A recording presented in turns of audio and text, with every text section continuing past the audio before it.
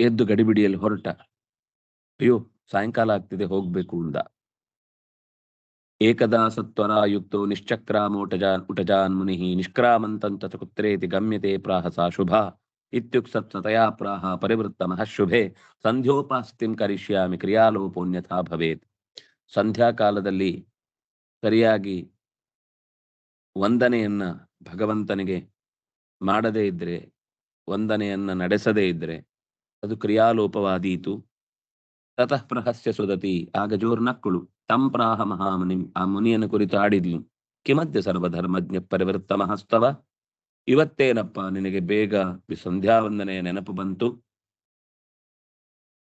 ಗತಮೇತನ್ನ ಕುರುತೆ ವಿಸ್ಮಯ ಕಸ್ಯ ಕಥ್ಯತಾಂ, ಇಷ್ಟು ದಿವಸ ಯಾವತ್ತೂ ಬರದೇ ಇರುವ ಸಂಧ್ಯಾವಂದನೆಯ ನೆನಪು ಇವತ್ತು ಬಂತಲ್ವಾ, ಅವತ್ತ್ಯಾಕೆ ಬರಲಿಲ್ಲ? ಹಿಂದೇನು ಇದು ಯಾರನ್ನಾದರೂ ಅಚ್ಚರಿಗೊಳಿಸುವ ಘಟನೆ ಅಲ್ಲವೇ ಅಂತ ಕೇಳ್ತಾಳೆ.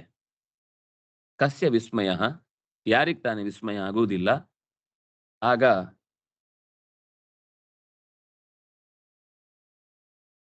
ಕೂಡ್ಲೆ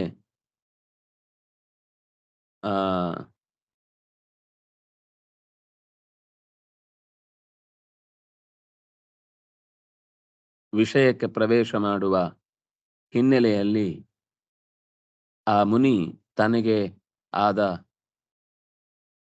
ವಿವರಣೆಯನ್ನ ಕೊಡ್ತಾನೆ. ಅಂದ್ರೆ ತಾನು ಅವನ್ ತಲೆಗೆ ಏನು ತೋಚಿತ್ತು ಅದನ್ನು ಹೇಳ್ತಿದ್ದಾನೆ. ಅವನಿಗೇನು ಹೀಗೆ ಹೇಳ್ಬೇಕು ಅಂತ ಅವನು ಪ್ರಾಕ್ಟೀಸ್ ಮಾಡಿ ಹೇಳಿದ್ದಲ್ಲ. ಆದ್ರೆ ಅವನಿಗೆ ಆಗ ತಕ್ಷಣ ಬಂದ ಮನಸ್ಸಿನಲ್ಲಿ ಬಂದ ವಿಷಯವನ್ನ ಹೇಳ್ತಾನೆ. ತುಂಬಾ ಚೆನ್ನಾಗಿ ಆ ಭಾರತ ಅದು ವಿಷ್ಣು ಪುರಾಣ ನೆನಪ ಮಾಡುತ್ತೆ. ಪ್ರಾತಸ್ತ್ವಂ ಆಗತ, ನೀನ್ ಬೆಳಿಗ್ಗೆ ಬಂದಿ. ನದಿ ತೀರಮಿದಂ ಶುಭಂ, ನೀನ್ ಬೆಳಿಗ್ಗೆ ಬಂದಿತ್ತಾನೆ ಈ ನದಿ ತೀರಕ್ಕೆ. ಮಯಾ ದೃಷ್ಟಾಚ ತನ್ವಂಗಿ ಪ್ರವಿಷ್ಟಾಚ ಮಮಾಶ್ರಮಂ, ನಾನು ನಿನ್ನನ್ನು ನೋಡ್ದೆ, ನೀನು ನನ್ನನ್ನು ನೋಡ್ದಿ.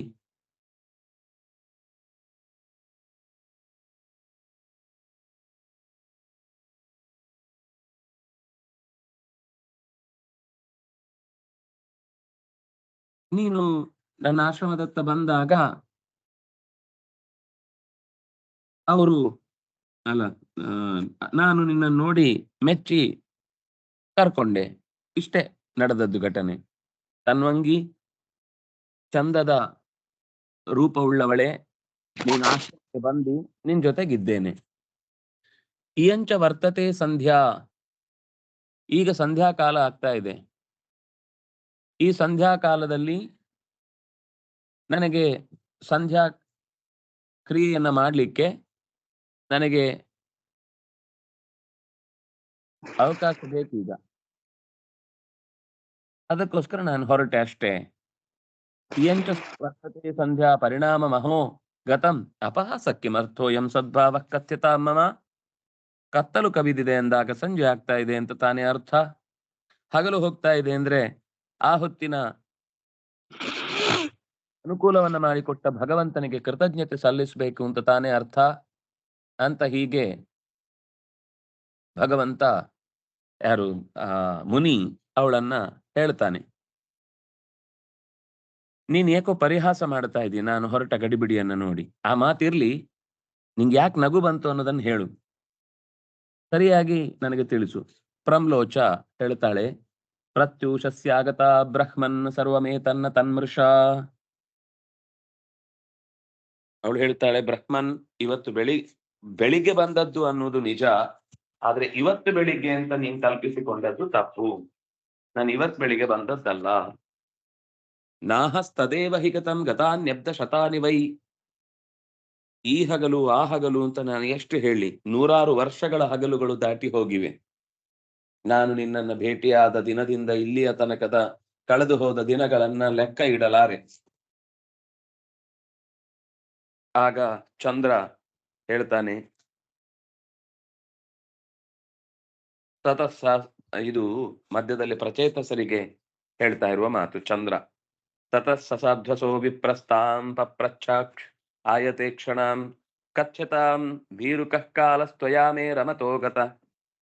ಪ್ರಚೇತಸರಿಗೆ ಈ ಕತೆ ಕಂಡುವಿನ ಕತೆ ಹೇಳ್ತಾ ಇದ್ದದ್ರಿಂದ ಇವಳು ಪ್ರಮಲೋಚ ಯಾರು ಮಾರೀಷ ಯಾರು ಅಂದ್ರೆ ಈ ಪ್ರಮ್ಲೋಚೆಯ ಮಗಳು. ಅದರ ಪೂರ್ವ ಕಥೆಯನ್ನ ಹೇಳ್ತಾ ಇದ್ದ.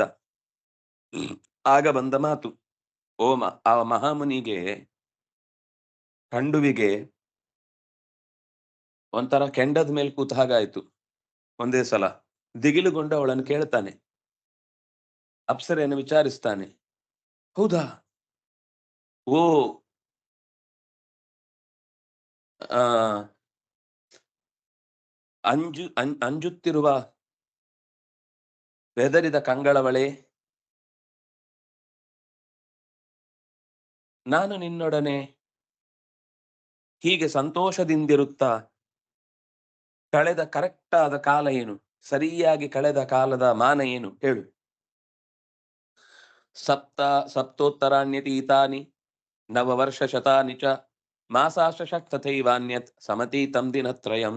ಬಾ, ಏನ್ ಹೇಳ್ತಾಳೆ ಅಂದ್ರೆ ಇದು ಇವತ್ತಿಗೂ ಒಂದು ಗಮನ ಇಟ್ಟು ಪ್ರತಿಯೊಂದು ವಸ್ತುವನ್ನ ಆಸ್ವಾದಿಸುವುದರಲ್ಲಿ ಅಥವಾ ಅದನ್ನ ಲೆಕ್ಕ ಇಡುವುದರಲ್ಲಿ ಆ ಸಾಮರ್ಥ್ಯ ಇರುವುದನ್ನ ಪ್ರಮ್ಲೋಚ ತೋರಿಸ್ತಾಳೆ. ನಾನು ಇಲ್ಲಿಗೆ ಬಂದು 907 ವರ್ಷ ಆಗಿ 6 ತಿಂಗಳಾಗಿ 3 ದಿನ ಆಯ್ತು. ಪುಣ್ಯಕ್ಕೆ ಇನ್ನು ಗಳಿಗೆ ನಿಮೇಷಗಳನ್ನೆಲ್ಲ ಹೇಳಿಲ್ಲ.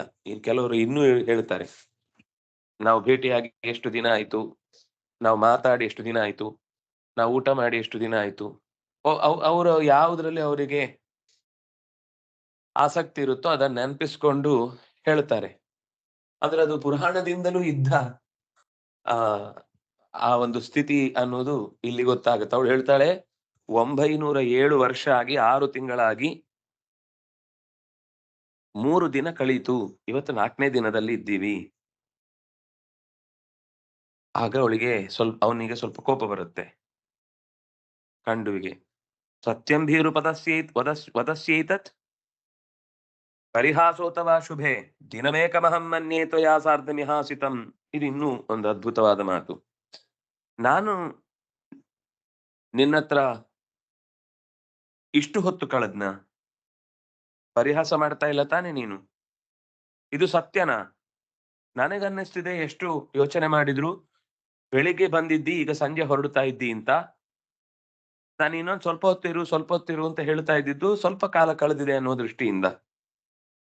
ಒಂದೇ ದಿನ ಕಳೆದ ಹಾಗೆ ನನಗೆ ಭಾವನೆ ಇದೆ. ಅಂದ್ರೆ ಸುಖ ಇದ್ದಾಗ ಯಾವಾಗ್ಲೂ ಕಾಲ ಚಿಕ್ಕದಾಗಿರುತ್ತೆ, ದುಃಖ ಆದಾಗ ಒಂದೊಂದು ಕ್ಷಣವೂ ಕೂಡ ಒಂದೊಂದು ಯುಗದಂತೆ.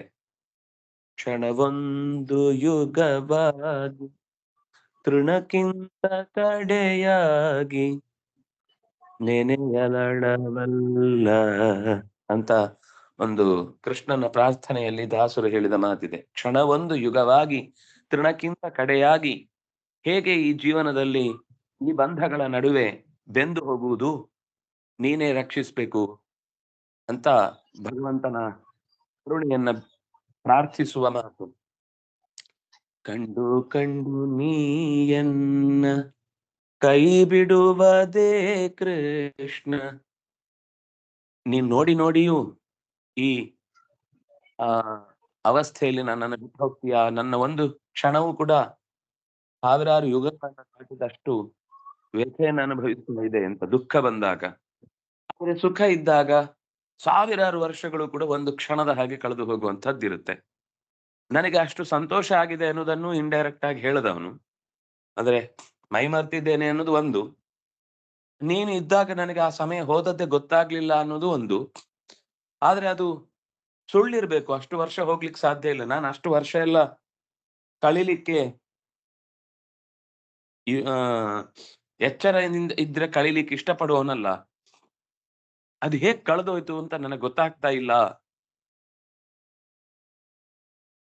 ಅಂತ ಅವನು ಅದನ್ನ ಆಕ್ಷೇಪಿಸ್ತಾ ಇದ್ದಾನೆ. ಆಗ ಅದಕ್ಕೆ ಪ್ರಮ್ಲೋಚ ಹೇಳ್ತಾಳೆ, ವದಿಷ್ಯಾಮನೃತಂ ಬ್ರಹ್ಮನ್ ಕಥಮತ್ರ ತವಾಂತಿಕೆ. ನಿನ್ನ ಬಳಿ ನಾನು ಸುಳ್ಳು ಹೇಳುವುದೆಂದರೇನು? ಸಾಧ್ಯವಾ? ನಿನ್ನ ಹತ್ರ ಸುಳ್ಳು ಹೇಳಿಕ್ ನನಗಿಷ್ಟನಾ? ಅಥವಾ ಸುಳ್ಳು ಹೇಳಲಿಕ್ಕೆ ಏನಾದ್ರೂ ಕಾರಣ ಇದೆಯಾ? ಏನ್ ಸಿಗತ್ತೆ? ವಿಶೇಷೇಣಾದ್ಯ ಭವತ ಪೃಷ್ಟ ಸನ್ಮಾರ್ಗವರ್ತಿನ. ಯಾವಾಗ್ಲೂ ಸಾಧು ವರ್ಗದಲ್ಲಿ ಅಂದ್ರೆ ಸಾಧು ಸಜ್ಜನರ ಗುಂಪಿನಲ್ಲೇ ಕಾಣಿಸಿಕೊಳ್ಳುವವರು ನೀವು. ಮತ್ತು ಸನ್ಮಾರ್ಗದಲ್ಲೇ ಹೆಜ್ಜೆ ಇಡುವವರು ನೀವು ಯಾವತ್ತೂ ಯಾವ ಕಾರಣಕ್ಕೂ ಉದ್ದೇಶಪೂರ್ವಕವಾಗಿ ತಪ್ಪು ನಡೆಸುವವರಲ್ಲ ನೀವು. ಹಾಗಾಗಿ ನಿಮ್ಮಂಥವರು ನಿಜದ ಮಾತು ಹೇಳು ಅಂತ ಕೇಳಿದಾಗ ನಾನು ಸುಳ್ಳು ಹೇಳಲಿಕ್ಕಾಗತ್ತಾ?